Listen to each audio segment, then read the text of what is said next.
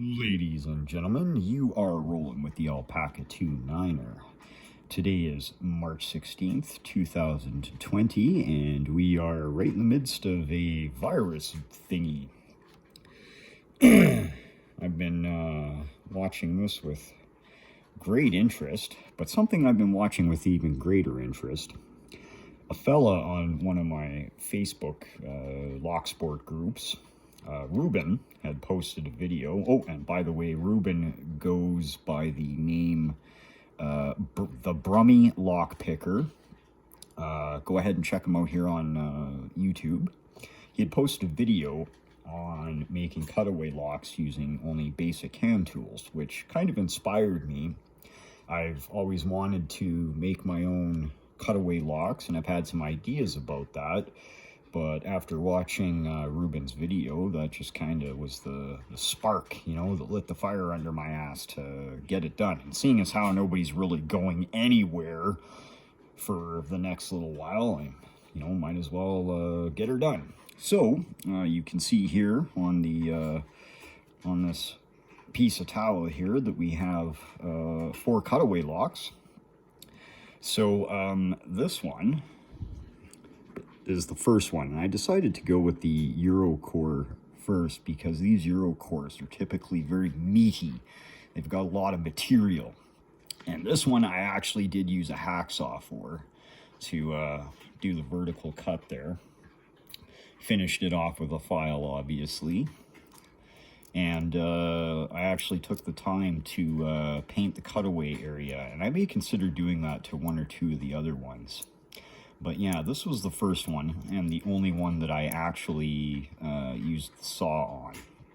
Something I did slightly different is instead of putting vertical cuts to see the pins operate, I actually, if we can rotate this a bit, I don't know if it, there, yeah, it shows up there. I cut a piece of the barrel away, so you can actually rotate, and this one doesn't do it very well. See these pins? This is an old lock, and I think I may have filed a bit too much of this away. So turning this counterclockwise is probably not advisable. If we turn it clockwise, oh yeah, there we got it all lined up.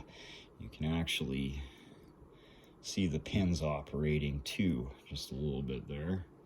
We'll turn that back into its closed position. Yeah.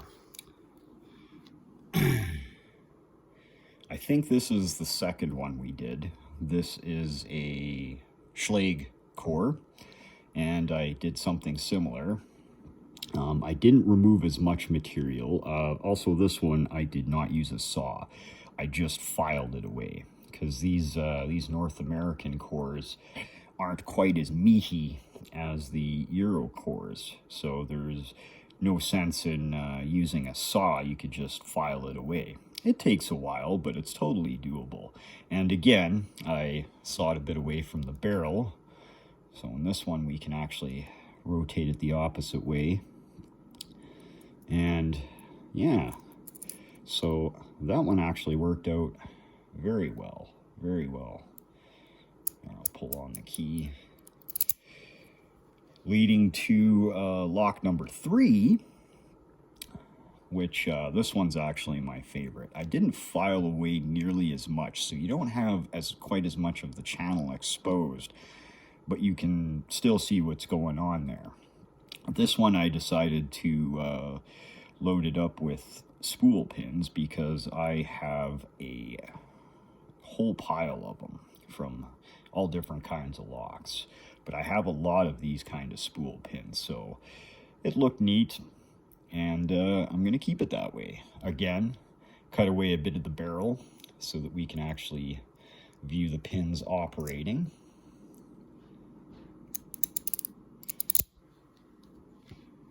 Now, this one was a little on the tricky side.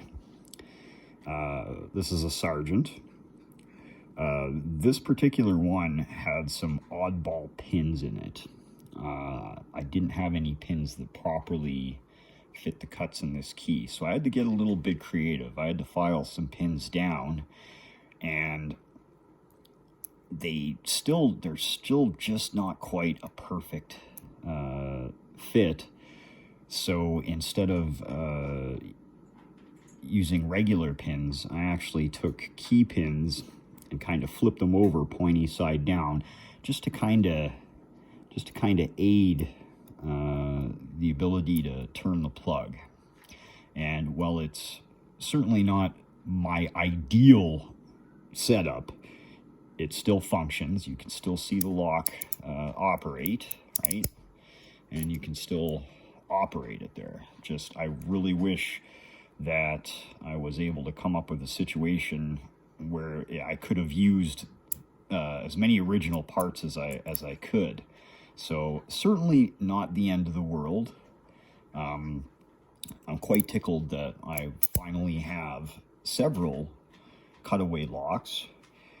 And in the future, right, now that I know how to make them, or that I have a good idea of you know, the process and the work that I have to go through, I may actually make more of these and consider selling or trading them. But that's in the future. We'll see what happens once this virus stuff blows over.